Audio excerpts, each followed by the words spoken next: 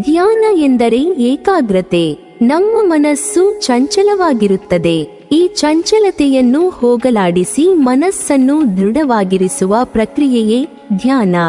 ದೃಢವಾದ ಮನಸ್ಸಿನಿಂದ ಸರಿಯಾದ ನಿರ್ಣಯಗಳನ್ನು ತೆಗೆದುಕೊಳ್ಳಬಹುದು. ಹಾಗೆ ಸರಿಯಾದ ನಿರ್ಣಯಗಳಿಂದ ತೆಗೆದುಕೊಂಡ ನಿರ್ಧಾರವು ತಪ್ಪಾಗಲಿಕ್ಕೆ ಸಾಧ್ಯವಿಲ್ಲ. ಯಾವುದೇ ಕಾರ್ಯಗಳನ್ನು ಏಕಾಗ್ರತೆಯಿಂದ ಮಾಡುವವನಿಗೆ ಯಶಸ್ಸು ಕಟ್ಟಿಟ್ಟ ಬುತ್ತಿ. ಧ್ಯಾನದಿಂದ ಏಕಾಗ್ರತೆ ಹೆಚ್ಚುತ್ತದೆ. ಮನಸ್ಸಿನ ಸಂಕಟಗಳು ದೂರವಾಗುತ್ತದೆ. ಮನಸ್ಸನ್ನು ಉಲ್ಲಾಸದಾಯಕವಾಗಿ ಇಡುವ ಈ ಧ್ಯಾನವನ್ನು ಮೂಢನಂಬಿಕೆಯೆಂದು ದೂರ ಮಾಡಿದರೆ ಬಹಳ ದೊಡ್ಡ ಪ್ರಮಾಣದ ನಷ್ಟವೆಂದರೆ ಅತಿಶಯೋಕ್ತಿಯಲ್ಲ. ಧ್ಯಾನವು ಮನಸ್ಸಿನ ಪ್ರಯೋಜನಕಾರಿ ಸ್ಥಿತಿಗಳನ್ನು ಅಭಿವೃದ್ಧಿಪಡಿಸುವ ಒಂದು ವಿಧಾನವಾಗಿದೆ. ಅದು ನಿಯತ ಕ್ರಮವಾಗುವವರೆಗೆ ನಾವು ಕೆಲವು ಮಾನಸಿಕ ಸ್ಥಿತಿಗಳನ್ನು ಪುನರಾವರ್ತಿಸಬೇಕಾಗಿದೆ. ಭೌತಿಕವಾಗಿ ಧ್ಯಾನವು ಹೊಸ ನರಮಾರ್ಗಗಳನ್ನು ನಿರ್ಮಿಸುತ್ತದೆ ಎಂದು ಕಂಡುಹಿಡಿಯಲಾಗಿದೆ.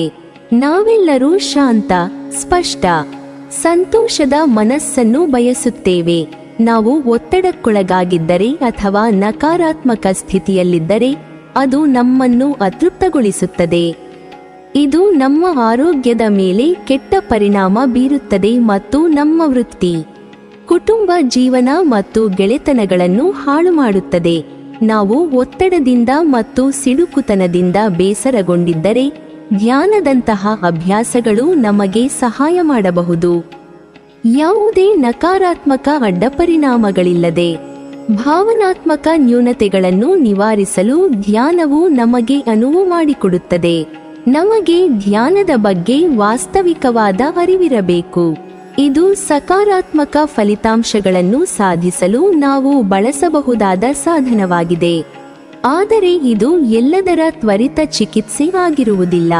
ಒಂದೇ ಸಾಧನದಿಂದ ಎಲ್ಲ ಫಲಿತಾಂಶವನ್ನು ಸಾಧಿಸಲಾಗುವುದಿಲ್ಲ. ನಮಗೆ ಹಲವಾರು ಕಾರಣಗಳು ಮತ್ತು ಷರತ್ತುಗಳು ಬೇಕಾಗಿರುತ್ತವೆ. ಉದಾಹರಣೆಗೆ, ನಾವು ಅಧಿಕವಾದ ರಕ್ತದೊತ್ತಡದಿಂದ ಬಳಲುತ್ತಿದ್ದರೆ ಧ್ಯಾನವು ಖಂಡಿತವಾಗಿಯೂ ನಮಗೆ ಸಹಾಯ ಮಾಡುತ್ತದೆ. ಆದರೆ ನಾವು ನಮ್ಮ ಆಹಾರ ಕ್ರಮವನ್ನು ಬದಲಾಯಿಸದಿದ್ದರೆ, ವ್ಯಾಯಾಮ ಮತ್ತು ಔಷಧಿಗಳನ್ನು ತೆಗೆದುಕೊಳ್ಳದಿದ್ದರೆ ನಮಗೆ ಬೇಕಾದ ಫಲಿತಾಂಶಗಳು ಸಿಗುವುದಿಲ್ಲ. ಧ್ಯಾನ ಎಂದ ಕೂಡಲೇ ಪರ್ವತದ ಮೇಲೆ ನೀಲಿ ಮೋಡಗಳ ಕೆಳಗೆ ನಿಂತು ಧ್ಯಾನ ಮಾಡುವ ಯೋಗಿಗಳೆಂದು ನಮ್ಮ ತಲೆಗೆ ಬರುವುದು ಸಹಜ. ಆದರೆ ಧ್ಯಾನ ಪ್ರತಿಯೊಂದು ಜೀವಿಗೂ ಸಂಬಂಧಿಸಿದ್ದಾಗಿದೆ. ಇತ್ತೀಚಿನ ಒತ್ತಡದ ಜೀವನಗಳಿಂದಾಗಿ ಧ್ಯಾನದ ಮಹತ್ವ ಎಲ್ಲರೂ ತಿಳಿದುಕೊಳ್ಳುವಂತಾಗುತ್ತಿದೆ. ಧ್ಯಾನ ಬರೀ ಯೋಗಿಗಳಿಗಷ್ಟೇ ಸಂಬಂಧಿಸಿದ್ದಲ್ಲ. ಒಬ್ಬ ವ್ಯಕ್ತಿ ಮಾನಸಿಕ ನೆಮ್ಮದಿ ಪಡೆದುಕೊಳ್ಳಲು, ನೆಮ್ಮದಿ ಜೀವನ ಸಾಗಿಸಲು, ಆರೋಗ್ಯಕರ ಜೀವನಕ್ಕೆ ಹಾಗೂ ಅತ್ಯುತ್ತಮ ವ್ಯಕ್ತಿಯಾಗಿ ಬದಲಾಗಲು ಧ್ಯಾನ ಮುಖ್ಯವಾಗಿದೆ. ಧ್ಯಾನದಿಂದ ನಮ್ಮ ಗಮನ ಬೇರೆಡೆಗೆ ಹೋಗದಂತೆ ಮಾಡಲು ಶಾಂತ ಮನಸ್ಸು, ಭಾವನೆಗಳು ಮತ್ತು ಆಲೋಚನೆಗಳ ಸ್ಪಷ್ಟತೆ, ವಿಶ್ರಾಂತಿ, ನವ ಯೌವನ ಪಡೆಯುವುದು. ಆಂತರಿಕ ಶಕ್ತಿ ಮತ್ತು ಒತ್ತಡದ ಸಂದರ್ಭಗಳಲ್ಲಿಯೂ ಕೂಡ ಭಾವನೆಗಳನ್ನು ಸಮತೋಲನದಲ್ಲಿಡುವ ಸಾಮರ್ಥ್ಯವನ್ನು ಪಡೆದುಕೊಳ್ಳಬಹುದಾಗಿದೆ. ಇದರ ಜೊತೆಗೆ ಧ್ಯಾನವು ಖಿನ್ನತೆ ಮತ್ತು ಆತಂಕದಿಂದ ಎದುರಾಗುವ ಅಸ್ವಸ್ಥತೆಯನ್ನು ಕಡಿಮೆ ಮಾಡುತ್ತದೆ. ಧ್ಯಾನಕ್ಕೆ ಇಂತಹದ್ದೇ ಸ್ಥಳ ಬೇಕೆಂದಿಲ್ಲ. ಯಾವುದೇ ಗದ್ದಲವಿಲ್ಲದೆ ಪ್ರಶಾಂತವಾಗಿರುವ ಸ್ಥಳವಾದರೆ ಉತ್ತಮ. ನೀವು ಎಲ್ಲಿ ಬೇಕಾದರೂ ಆರಾಮದಾಯಕ ಸ್ಥಾನದಲ್ಲಿ ಕುಳಿತುಕೊಳ್ಳಬಹುದು. ಕುರ್ಚಿ, ಕುಶನ್, ನೆಲದ ಮೇಲೆ ಅಥವಾ ನೀವು ನಿರಾಳವಾಗಿದ್ದೀರಿ ಎಂದು ಭಾವಿಸುವ ಸ್ಥಳದಲ್ಲಿ ನೇರ ಬೆನ್ನಿನ ಆಸನದಲ್ಲಿ ಕುಳಿತುಕೊಳ್ಳಿ. ನಿಮ್ಮ ಕುತ್ತಿಗೆಯನ್ನು ಸಡಿಲಗೊಳಿಸಿ ತೊಡೆ ಅಥವಾ ಮೊಣಕಾಲುಗಳ ಮೇಲೆ ಕೈಗಳನ್ನು ಇರಿಸಿ. ಇನ್ನು ಬಟ್ಟೆಯ ವಿಷಯಕ್ಕೆ ಬಂದಾಗ, ನಿಮಗೆ ಆರಾಮದಾಯಕ ಎನಿಸುವ ಬಟ್ಟೆಯನ್ನು ಧರಿಸಿಕೊಳ್ಳಿ. ಆದಷ್ಟು ಸಡಿಲ ಬಟ್ಟೆಗಳನ್ನು ಆಯ್ಕೆ ಮಾಡಿಕೊಳ್ಳಿ. ಆಗ ಉಸಿರಾಟಕ್ಕೆ ಅನುಕೂಲವಾಗುತ್ತದೆ. ನೀವು ಸಮಯವನ್ನು ನಿಗದಿಪಡಿಸಲು ಬಯಸಿದರೆ ನಿಮ್ಮ ಅನುಕೂಲಕ್ಕೆ ಅನುಗುಣವಾಗಿ ನೀವು ಹಾಗೆ ಮಾಡಬಹುದು. ಆರಂಭದ ದಿನಗಳಲ್ಲಿ 10 ನಿಮಿಷಗಳಿಂದ ಧ್ಯಾನವನ್ನು ಆರಂಭಿಸಬಹುದು. ಒಮ್ಮೆ ನೀವು ನಿಮ್ಮ ಮನಸ್ಸನ್ನು ಚೆನ್ನಾಗಿ ತರಬೇತಿಗೊಳಿಸಿದ ನಂತರ ಧ್ಯಾನದ ಅವಧಿಯನ್ನು 15 ಅಥವಾ 20 ನಿಮಿಷಗಳವರೆಗೆ ಕ್ರಮೇಣ ಹೆಚ್ಚಿಸಬಹುದು. ಧ್ಯಾನವು ನಿಮ್ಮ ಜೀವನದ ಎಲ್ಲ ಸಮಸ್ಯೆಗಳಿಗೆ ತ್ವರಿತ ಪರಿಹಾರವಲ್ಲ ಎಂಬುದನ್ನು ನೀವು ಅರ್ಥಮಾಡಿಕೊಳ್ಳಬೇಕು. ಇದರ ಪ್ರಯೋಜನಗಳನ್ನು ಪಡೆಯಲು ಸಾಕಷ್ಟು ಹಾಗೂ ಪ್ರಯತ್ನಗಳು ಬೇಕಾಗುತ್ತದೆ. ಆರಂಭಿಕ ದಿನಗಳಲ್ಲಿ ನಿಮ್ಮ ಆಲೋಚನೆಗಳನ್ನು ದೂರವಿಡಲು ಮತ್ತು ನಿಮ್ಮ ಮನಸ್ಸನ್ನು ಶಾಂತಗೊಳಿಸಲು ನಿಮಗೆ ಕಷ್ಟವಾಗುತ್ತದೆ. ಧ್ಯಾನ ಮಾಡುವಾಗ ಇದು ಕಾಲ ಕಳೆದಂತೆ ಸರಿಹೋಗುತ್ತದೆ. ಗಮನ ಬೇರೆಡೆಗೆ ಹೋಗುತ್ತಿದ್ದ ಸಂದರ್ಭದಲ್ಲಿ ನಿಮ್ಮ ಉಸಿರಾಟದ ಮೇಲೆ ಗಮನಹರಿಸಿ. ಧ್ಯಾನ ಮಾಡಲು ಆರಂಭಿಸುವವರು ಧ್ಯಾನ ಮಾಡಲು ಆರಂಭಿಸಿದಾಗ ಅದರ ಪ್ರಯೋಜನಗಳನ್ನು ಪಡೆಯಲು ಧ್ಯಾನ ಮಾಡಲು ನಿರ್ದಿಷ್ಟ ಸಮಯ ಇರಬೇಕೆಂದು ಭಾವಿಸುತ್ತಾರೆ. ಆದರೆ ಧ್ಯಾನ ಮಾಡಲು ನಿಗದಿತ ಸಮಯವಿಲ್ಲ. ಧ್ಯಾನ ಮಾಡಲು ನೀವು ಯಾವಾಗ ಸಿದ್ಧರಾಗಿರುತ್ತೀರೋ ಅದೇ ಸೂಕ್ತ ಸಮಯವಾಗುತ್ತದೆ. ನಿಮ್ಮ ಜವಾಬ್ದಾರಿಗಳು ಮತ್ತು ವೇಳಾಪಟ್ಟಿಯೊಂದಿಗೆ ಹೊಂದಿಕೆಯಾಗುವ ಸಮಯದಲ್ಲಿ ನೀವು ಧ್ಯಾನ ಮಾಡಬಹುದು. ಒತ್ತಡಗಳಿಲ್ಲದ ಸಮಯದಲ್ಲಿ ಧ್ಯಾನ ಮಾಡಬಹುದು. ಆದರೆ ಒಮ್ಮೆ ಒಂದು ಸಮಯದಲ್ಲಿ ಧ್ಯಾನ ಮಾಡಿದರೆ ಅದೇ ಸಮಯಕ್ಕೆ ಧ್ಯಾನ ಮಾಡಲು ಪ್ರಯತ್ನಿಸಿ. ಇದು ನಿಮ್ಮ ಜೀವನ ಒಂದು ಭಾಗವಾಗುವಂತೆ ಮಾಡಿಕೊಳ್ಳಿ. ಧ್ಯಾನದ ಸಂದರ್ಭದಲ್ಲಿ ಕೆಲವರಿಗೆ ಕುಳಿತುಕೊಳ್ಳುವುದೇ ದೊಡ್ಡ ಸಮಸ್ಯೆಯಾಗಿ ಪರಿಣಮಿಸುತ್ತದೆ. ಇದರಿಂದ ಧ್ಯಾನ ಸೂಕ್ತ ರೀತಿಯಲ್ಲಿ ಮಾಡಲು ಸಾಧ್ಯವಾಗುವುದಿಲ್ಲ. ಮನಸ್ಸು ಹತೋಟಿಗೆ ಬರಲು ಹಾಗೂ ದೇಹ ವಿಶ್ರಾಂತಿ ಸ್ಥಿತಿಗೆ ಬರಲು ಸಮಯ ಬೇಕಾಗುತ್ತದೆ. ಧ್ಯಾನಕ್ಕೆ ಇಂತಹದ್ದೇ ಸ್ಥಳ ಬೇಕೆಂದಿಲ್ಲ. ಯಾವುದೇ ಗದ್ದಲವಿಲ್ಲದೆ ಪ್ರಶಾಂತವಾಗಿರುವ ಸ್ಥಳವಾದರೆ ಉತ್ತಮ. ನೀವು ಎಲ್ಲಿ ಬೇಕಾದರೂ ಆರಾಮದಾಯಕ ಸ್ಥಾನದಲ್ಲಿ ಕುಳಿತುಕೊಳ್ಳಬಹುದು. ಕುರ್ಚಿ, ಕುಶನ್, ನೆಲದ ಮೇಲೆ ಅಥವಾ ನೀವು ನಿರಾಳವಾಗಿದ್ದೀರಿ ಎಂದು ಭಾವಿಸುವ ಸ್ಥಳದಲ್ಲಿ ನೇರ ಬೆನ್ನಿನ ಆಸನದಲ್ಲಿ ಕುಳಿತುಕೊಳ್ಳಿ. ನಿಮ್ಮ ಕುತ್ತಿಗೆಯನ್ನು ಸಡಿಲಗೊಳಿಸಿ ತೊಡೆ ಅಥವಾ ಮೊಣಕಾಲುಗಳ ಮೇಲೆ ಕೈಗಳನ್ನು ಇರಿಸಿ. ಈ ಜಗತ್ತಿನಲ್ಲಿ ಯಾವುದೂ ಸುಲಭವಾಗಿ ಸಿಗುವುದಿಲ್ಲ. ನೀವು ಅಭ್ಯಾಸವನ್ನು ಮುಂದುವರಿಸಲು ಸಾಧ್ಯವಾಗದಿರಲು ಕಾರಣಗಳನ್ನು ಹುಡುಕುವ ಬದಲು ಮನಸ್ಸನ್ನು ಹತೋಟಿಯಲ್ಲಿಟ್ಟುಕೊಂಡು ನಿಮ್ಮ ಅಭ್ಯಾಸವನ್ನು ಮುಂದುವರೆಸಲು ಪ್ರಯತ್ನಿಸಿ. ಧ್ಯಾನ ಇದೇ ರೀತಿ ಮಾಡಬೇಕೆಂಬ ಯಾವುದೇ ನಿಯಮವಿಲ್ಲ. ನಿಮಗೆ ಉತ್ತಮ ರೀತಿಯಲ್ಲಿ ಪ್ರಯೋಜನವಾಗುತ್ತಿದೆ ಎಂದರೆ ಆ ಅಭ್ಯಾಸವನ್ನು ಅದೇ ರೀತಿ ಪಾಲನೆ ಮಾಡಿ. ಇದರಿಂದ ನೀವು ಶಾಂತಿ, ಸಂತೋಷವನ್ನು ಪಡೆಯಲು ಸಹಾಯವಾಗುತ್ತದೆ. ಧ್ಯಾನ ಮಾಡಲು ಹಲವು ಮಾರ್ಗಗಳಿವೆ. ಅವೆಲ್ಲವೂ ನಮ್ಮನ್ನು ಶಾಂತಗೊಳಿಸಲು ಸಹಾಯ ಮಾಡಿದರೂ ಅದು ಅವುಗಳ ಅಂತಿಮ ಗುರಿಯಾಗಿರುವುದಿಲ್ಲ. ಆದರೆ ಸಕಾರಾತ್ಮಕ ಸ್ಥಿತಿಗಳನ್ನು ನಿರ್ಮಿಸುವಲ್ಲಿ ನಾವು ನಿಜವಾದ ಪ್ರಗತಿಯನ್ನು ಸಾಧಿಸುವ ಮೊದಲು ನಮ್ಮ ಒತ್ತಡವನ್ನು ಹೋಗಲಾಡಿಸುವುದು ಖಂಡಿತವಾಗಿಯೂ ಅವಶ್ಯಕವಾಗಿದೆ. ಆದ್ದರಿಂದ ನಾವು ಉಸಿರಾಟದ ಮೇಲೆ ಕೇಂದ್ರೀಕರಿಸುವ ಮೂಲಕ ನಮ್ಮ ಮನಸ್ಸನ್ನು ಶಾಂತಗೊಳಿಸಿದ ನಂತರವೇ ನಾವು 2 ರೀತಿಯ ಬೌದ್ಧ ಧ್ಯಾನಗಳಾದ ವಿವೇಚನೆ ಮತ್ತು ಸ್ಥಿರೀಕರಣದ ಮಧ್ಯೆ ಪರ್ಯಾಯವಾಗಿ ಮುಂದುವರಿಯುತ್ತೇವೆ. ವಿವೇಚನಾಶೀಲ ಧ್ಯಾನವನ್ನು ಸಾಮಾನ್ಯವಾಗಿ ವಿಶ್ಲೇಷಣಾತ್ಮಕ ಎಂದು ಕರೆಯಲ್ಪಟ್ಟಿದ್ದು, ನಾವು ಪ್ರೀತಿಯಂತಹ ಸಕಾರಾತ್ಮಕ ಮನಸ್ಸಿನ ಸ್ಥಿತಿಯತ್ತ ಹಂತ ಹಂತವಾಗಿ ಬೆಳೆಯಲು ತಾರ್ಕಿಕತೆಯನ್ನು ಬಳಸುತ್ತೇವೆ. ಅಥವಾ ನಾವು ತಾರ್ಕಿಕತೆಯನ್ನು ಬಳಸಿ ಪರಿಸ್ಥಿತಿಯನ್ನು ವಿಶ್ಲೇಷಿಸುತ್ತೇವೆ ಮತ್ತು ಅದರ ಬಗ್ಗೆ ಸರಿಯಾದ ತಿಳುವಳಿಕೆಯನ್ನು ಪಡೆಯಲು ಉಪಯೋಗಿಸುತ್ತೇವೆ.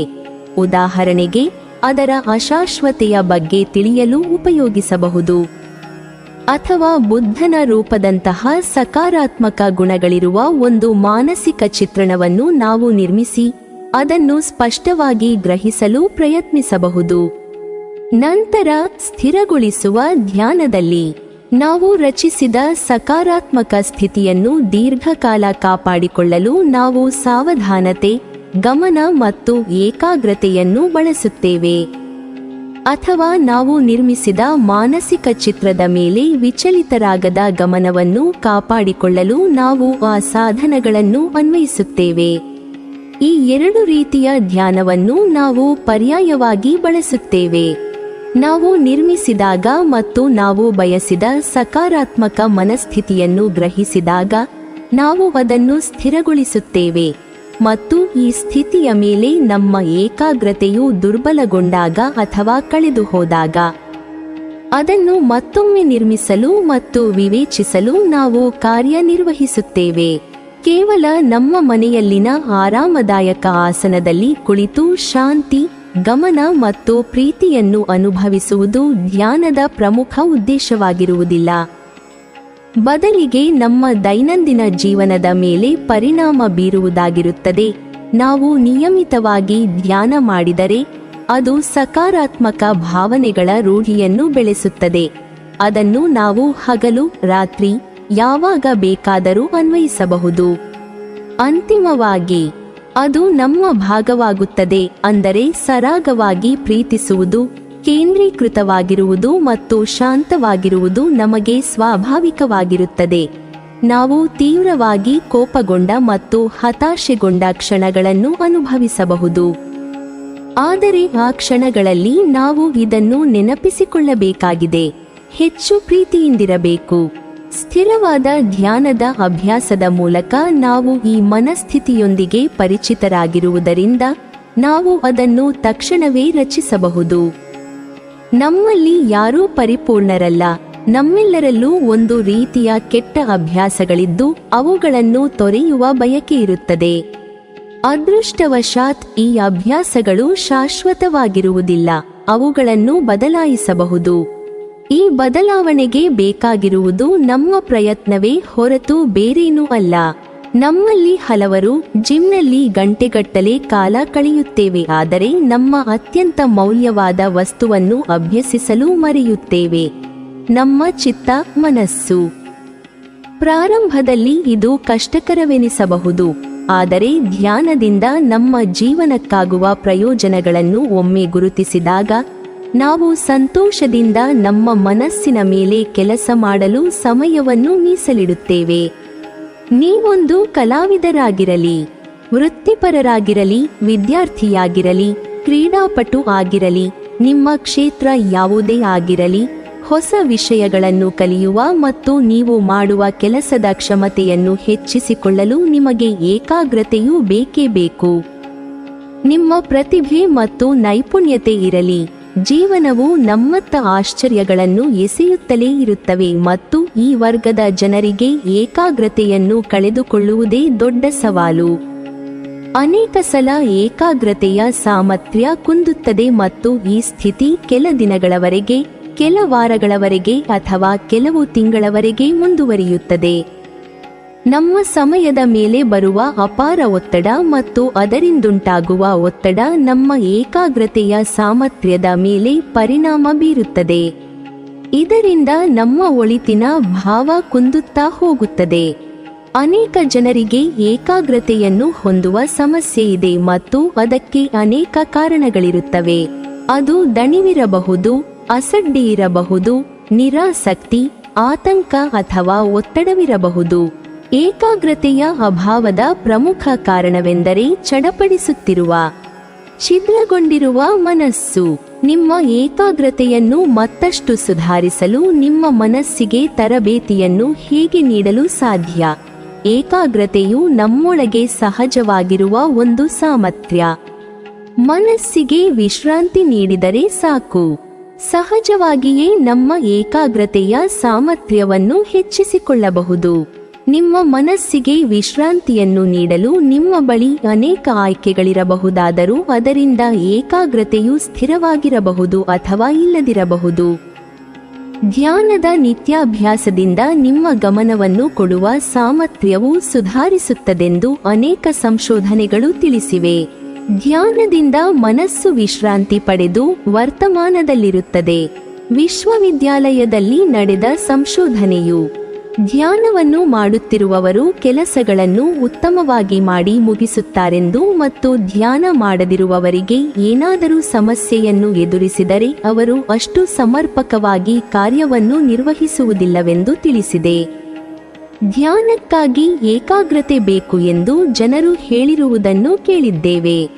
ಧ್ಯಾನದೊಡನೆ ಇತರ ಕೆಲವು ಅಭ್ಯಾಸಗಳನ್ನು ಮಾಡಿಕೊಂಡಾಗ ನಿಮ್ಮ ಏಕಾಗ್ರತಾ ಶಕ್ತಿಯೂ ಹೆಚ್ಚುತ್ತದೆ.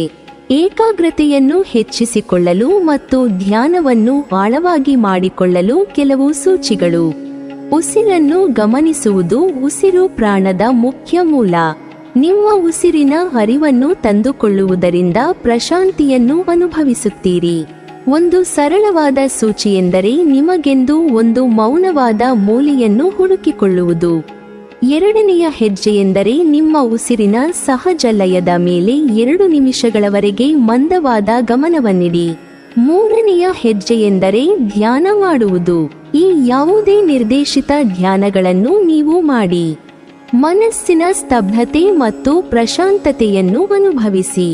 ಪ್ರಾಣಾಯಾಮದ ಮುಖ್ಯ ಅಂಶವೆಂದರೆ ಉಸಿರನ್ನು ಒಳಗೆ ತೆಗೆದುಕೊಳ್ಳುವುದು, ಬಿಗಿ ಹಿಡಿಯುವುದು ಮತ್ತು ಉಸಿರನ್ನು ಹೊರಗೆ ಬಿಡುವುದು.